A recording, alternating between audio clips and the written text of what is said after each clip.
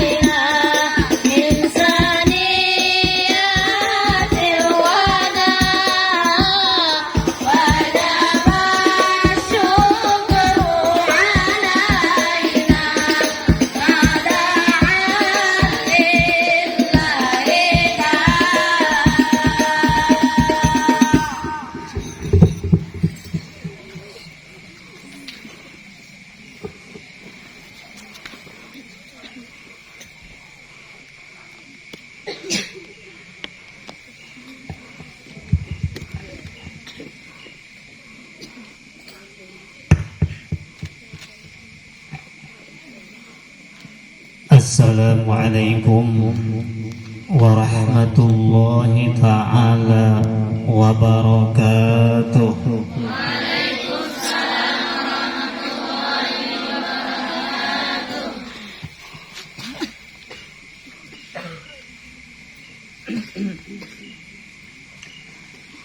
Alhamdulillahilladzi an'ama alaina wa hadana ila dinil Islam.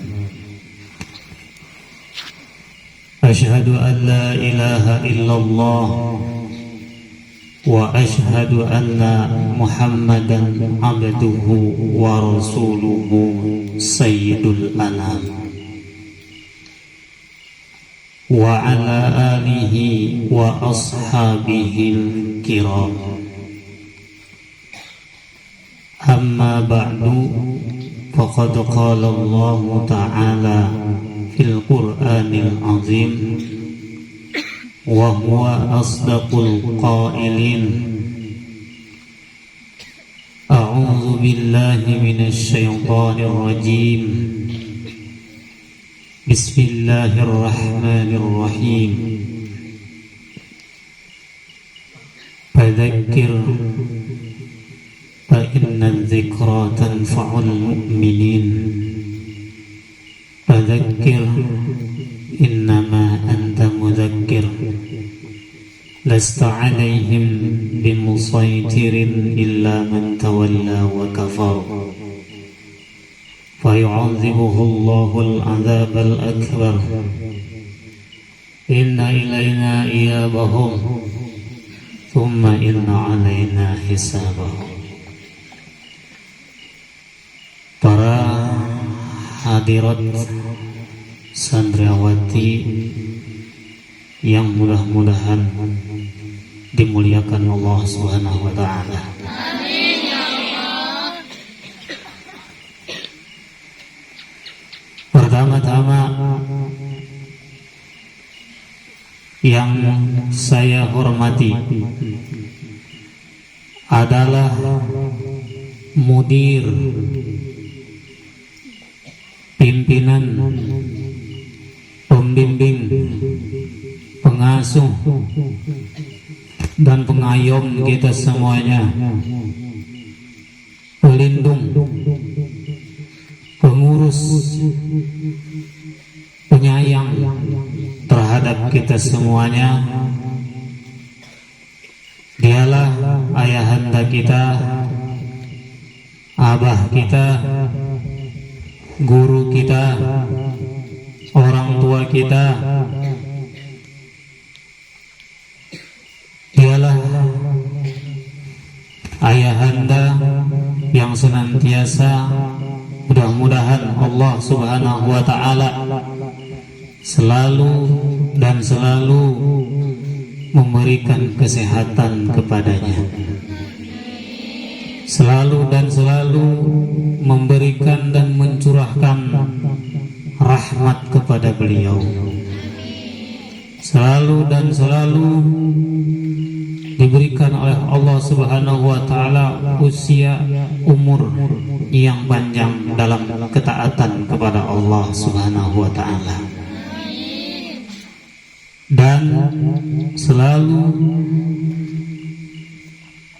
dan selalu Allah berikan kekuatan untuk terus membimbing kita, untuk terus mengajari kita, untuk terus menasehati kita, untuk terus memberikan teladan kepada kita, pimpinan pondok pesantren. Mudah-mudahan Allah Subhanahu wa taala bahagiakan hidup beliau di dunia ini, juga beliau bahagiakan kehidupannya kelak di akhirat. Amin ya rabbal alamin. Alhamdulillah, marilah kita sama-sama memuji kepada Allah Subhanahu wa taala, karena Allah senantiasa selalu memberikan dan melimpahkan nikmatnya kepada kita. Tiada lain semata-mata untuk kebahagiaan kita di dunia, untuk kebahagiaan kita kelak di akhirat. Patut kita bersyukur selalu kepada Allah dengan mengucapkan hamdalah, alhamdulillahirabbil alamin. Salawat teriring salam semoga tercurah kepada Nabi kita, Nabi yang telah menerangi alam semesta dari masa kegelapan jahiliyah sampai kepada masa terang benderang seperti sekarang ini, penuh dengan ilmu pengetahuan. Mudah-mudahan kita dijadikan rombongan dan diakui sebagai umatnya kelak di akhirat, masuk ke dalam surga bersama beliau. Amin ya rabbal alamin. Dengan ucapan Allahumma sholli ala sayyidina Muhammad. Pada kesempatan ini nampaknya wajahnya penuh dengan gembira, khususnya orang gembira. Banyak orang gembira. Pada kesempatan ini banyak sekali acara kita, melebihi acara para pejabat presiden. Dari mulai khataman, pembukaan, penutupan, halal wal halal, halal bihalal, apalagi itu pembagian hadiah. Wah, nggak dapat disebutkan satu persatu, batuyuk bahasa Inggrisnya. Dengan sebab itu, Masya Allah, gak ada acara sebanyak ini. Kemanapun kita pergi, acara disinilah yang paling banyak. Masya Allah. Dengan sedemikian singkat persiapannya, dengan sedemikian singkat persiapan dan persediaannya, kita mampu menciptakan acara yang sangat luar dari asrama. Luar biasa. Jadi malam ini kita malam yang penuh dengan kebahagiaan. Penuh dengan apa? Apalagi besok mau sebenarnya intinya di situ. Beneran gak ada? Masya Allah. Jadi pada kesempatan ini kita sudah menyelesaikan beberapa kitab ini ya. Patut bersyukur berjejer ini kitab sampai 4 kitab. Pokoknya di tengah suasana seperti zaman sekarang ini bisa menghatamkan 1 kitab aja udah luar biasa. Paham 1 kitab aja luar biasa. Hafal 1 kitab aja luar biasa. Di tengah perkembangan zaman yang hanya orang-orang yang dipikirkan adalah dunia, yang dipikirkan orang hanyalah bagaimana meraih kebahagiaan lewat dunia ini. Tapi kita alhamdulillah jadi orang-orang yang insya Allah mampu memposisikan diri kita bukan hanya untuk kebahagiaan di dunia ini, tapi kita berharap bahagia itu berlanjut ke akhirat kelak. Amin ya Rabbal alamin. Mungkin kamu sudah baca ya biografi masing-masing dari pengarang kitab ini. Mungkin kan, berarti bisa aja enggak. Pertama kali yang kita bahas adalah kitab Azkar ini, karena ini hatam kitab Azkar. Pengarang kitab ini adalah orang yang tentunya latar belakangnya ini sama sebagaimana kebanyakan para ulama, penuh dengan penderitaan.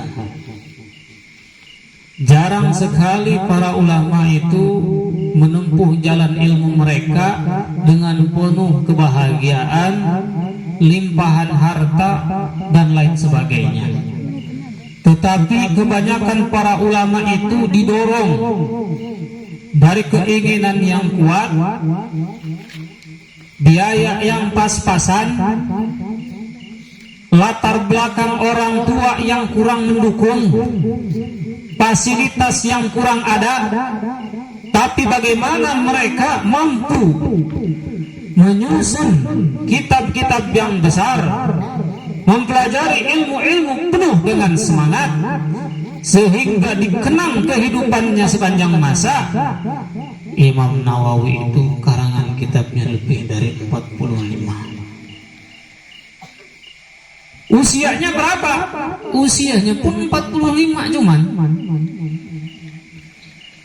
Bayangkan berarti dari lahir sudah ngarang kitab. Setahun 45 tahun usianya, 45 kitab dapat ditulisnya. Jangan-jangan dari dalam perut juga udah nulis ya. Kitab yang paling kecil yang dikarang oleh beliau itu kitab Arba'in An-Nawawiyah. Kitab apa? Berapa orang yang sudah hafal di sini kitab Arba'in An-Nawawiyah? Coba acung tangan. Gak apa-apa, udah lupa juga. Yang penting pernah hafal. 1, 2, 3, 4, 5, 6, 7, 8. Jangan lihat orang lain, merasa hafal langsung tunjuk. 10, 11, 12, 13, 14, 15, 16, 17, 18, 19, 20, 20. Nah, ya. Sebelah sini, Masya Allah banyak.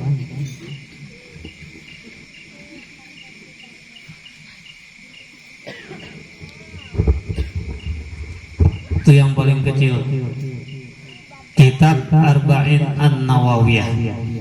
Kenapa disebut An-Nawawiyah?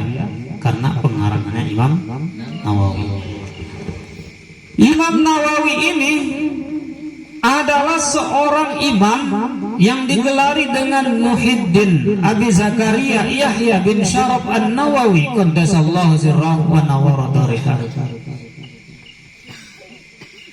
Ketika dijuluki Muhyiddin, Muhyiddin itu muhyi, artinya orang yang menghidupkan. Din artinya agama, berarti orang yang menghidupkan agama. Orang yang menghidupkan agama pada saat itu pula pada usia 17 tahun dapat gelar Muhyiddin. Maka ditulis dalam kitabnya Muhyiddin. Abu Zakaria Muhyiddin bin Syaraf Nawawi. Pada saat beliau dilahirkan, ayahnya sudah tidak ada. Lahir itu nggak kenal dengan orang tua, bapak. Jangan dikatakan saat beliau dilahirkan ibunya udah tidak ada. Jadi dari mana datang? Jadi pada saat dilahirkan beliau, ayahnya sudah tidak ada. Dibesarkan lewat kasih sayang daripada keluarganya yang lain yang jauh. Itulah banyak sekali ya, termasuk Nabi kita Nabi besar Muhammad sallallahu alaihi wasallam. Kadang orang lahir dalam keadaan menjadi besar, dia malah kurang kasih sayang. Dari kekurangan kasih sayang itu, dia tidak sering dimanja. Dia tidak sering segala sesuatu yang diminta harus terkabul.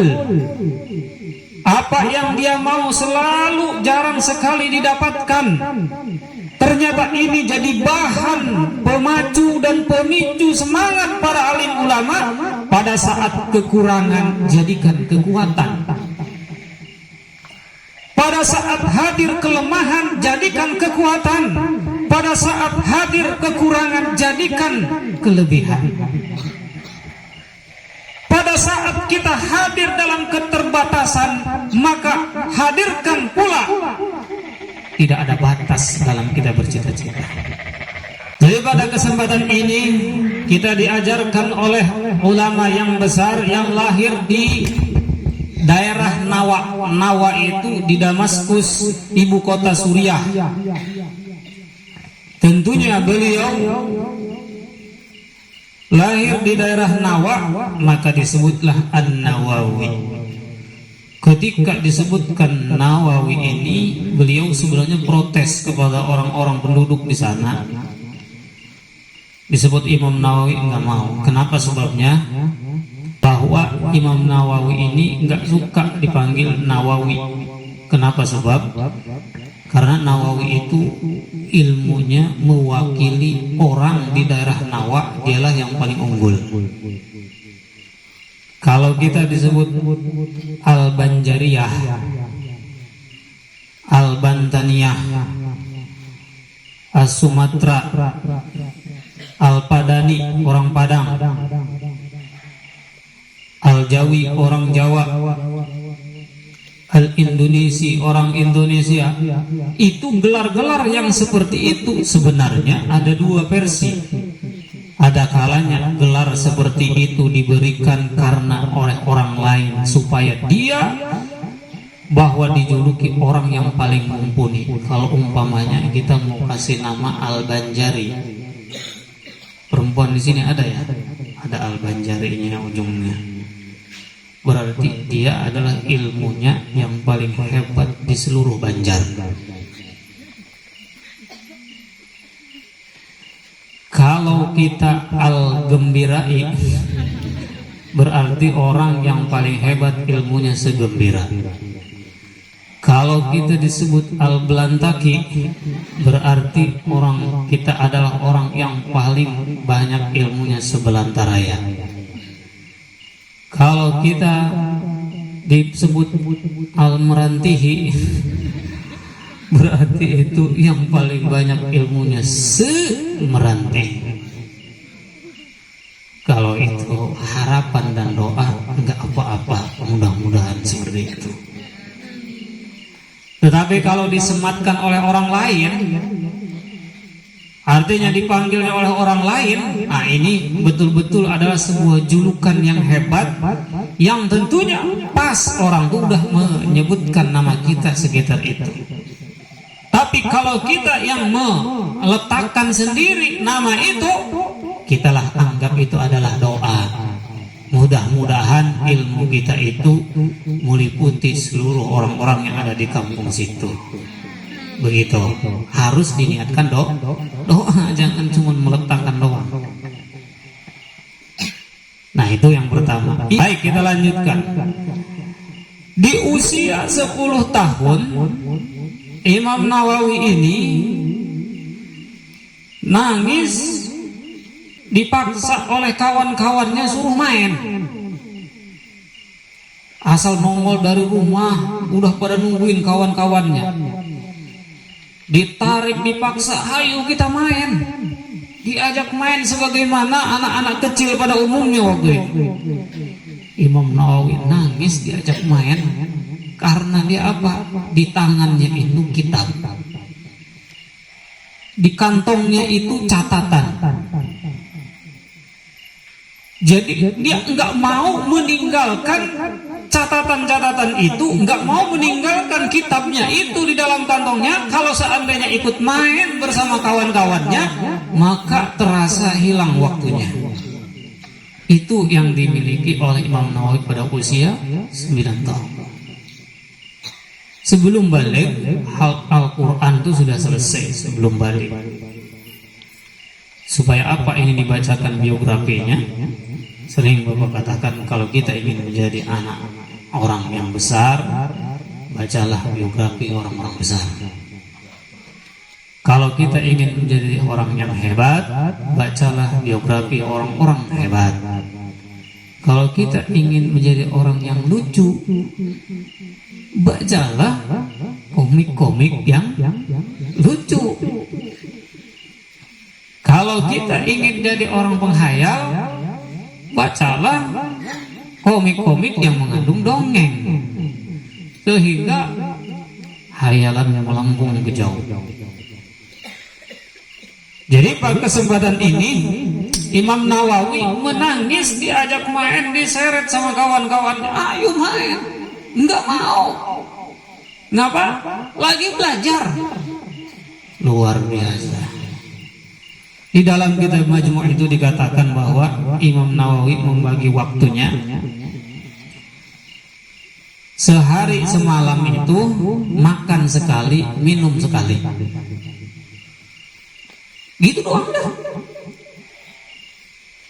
Jadi kalau mau makan cuma sekali doang dalam sehari semalam. Makan kalau maghrib itulah segitu doang. Sisanya nggak makan lagi. Ngapain? Ngaji, belajar.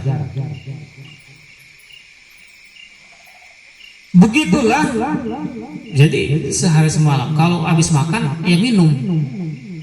Selesai, udah di situ, makan sekali, minum sekali. Ketika dia masa-masa belajarnya. Punya guru di usia 9 tahun itu, gurunya 12 guru. Selesai ngaji di guru ini, pindah ke guru ono. Pindah guru ono, pindah ke guru ini. Dari guru ini, guru anah. Dari guru anah, pindah guru eneh. Pokoknya 12 putaran itu sehari semalam. Makanya dia nggak inget makan, nggak inget minum tuh kebanyakan guru. Habis belajar tafsir, belajar ilmu akidah, habis belajar akidah, belajar nahu, habis belajar nahu, belajar sorab, habis belajar nahu. Terus ilmu itu diputarnya guru-gurunya yang ada semuanya. Habis dari ustazah ini ke ustazah ini, dari ustazah ini ke ustazah ini, dari ustazah ini. Dari ustazah ini ke ustazah ini, terus kagak inget makan.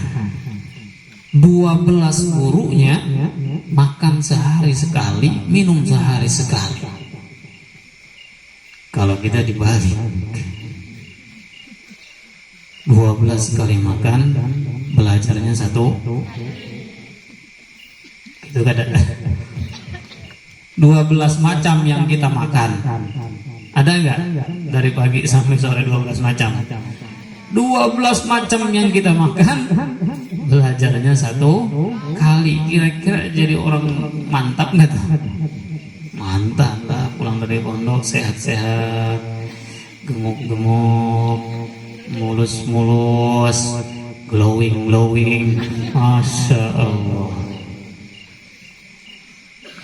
Padahal jadi pada kesempatan ini kita dapat memetik pelajaran dari Imam Nawawi, walaupun beliau adalah seorang laki-laki. Dengan sebab itu, dalam semangat belajar beliau ini, sehingga kalau dibaca kitabnya lah, dari awal kita baca sampai habis umur kita 45 tahun itu belum selesai bacaan kitabnya. Padahal usia beliau 45 tahun, karangannya melampaui usianya. Kita umpamanya mulai dari hadis arba'in hari ini, baca 1 jam kemudian, urus kita pindah ke kitab yang lainnya, kitab Adhkar An-Nawawiyah, naik lagi ke kitab Riyadhus Shalihin, itu kalangan beliau juga itu. Kemudian Al-Majmu' Syarah Muhadzab, terus sampai kitabnya itu menunjukkan bahwasanya kalau dibaca oleh orang sekarang ini, habis waktu kita, umur kita belum selesai baca kitab Imam Nawawi. Masya Allah. Dengan sebab itu, pada kesempatan ini nih, berarti sudah berapa banyak yang kita baca, sudah berapa banyak yang kita hafal, sudah berapa banyak yang kita pahami. Ini mesti ditanyakan dalam kondisi kita sedang tasyakuran hataman kitab ini. Kayaknya inilah kalau ngaji nahu ngeblank, ngaji sorok remeng-remeng, tapi giliran ngaji masalah fikih tercerahkan, nah berarti kita di bidang ini.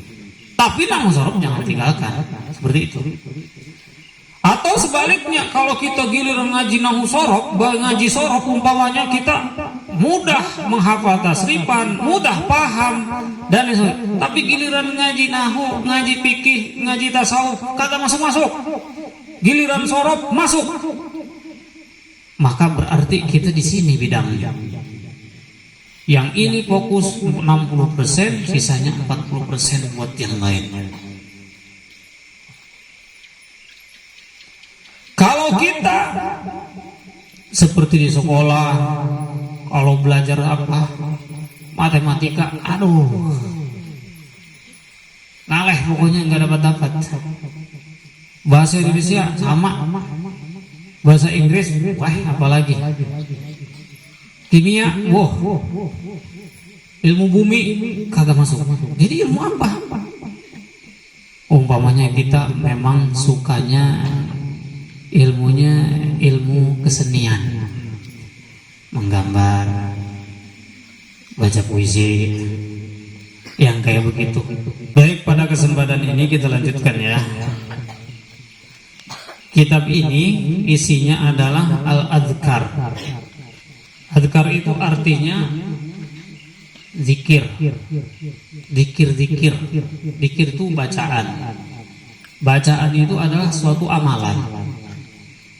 Amalan itu sesuatu perbuatan yang dapat dilakukan dengan segenap sekujur badan kita. Yang paling banyak adalah mulut, berupa zikir. Ala bi dzikrillahi tatmainnul qulub. Dengan sebab itulah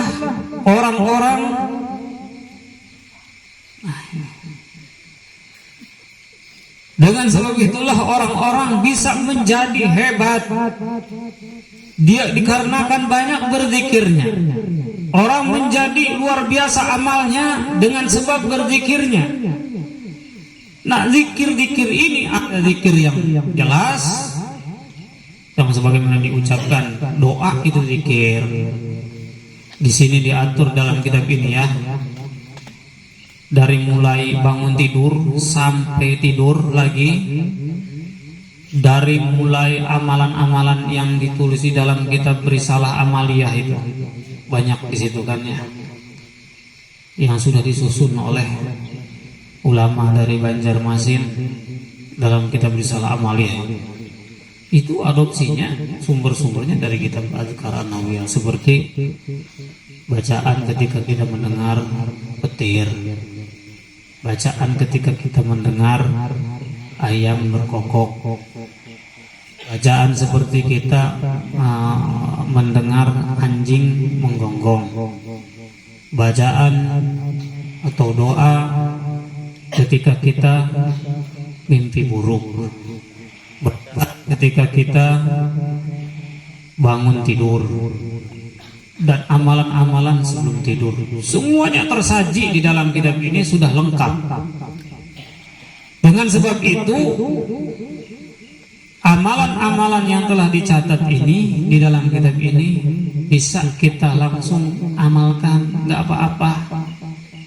Ada di sini doa ketika kita digigit kalajengking.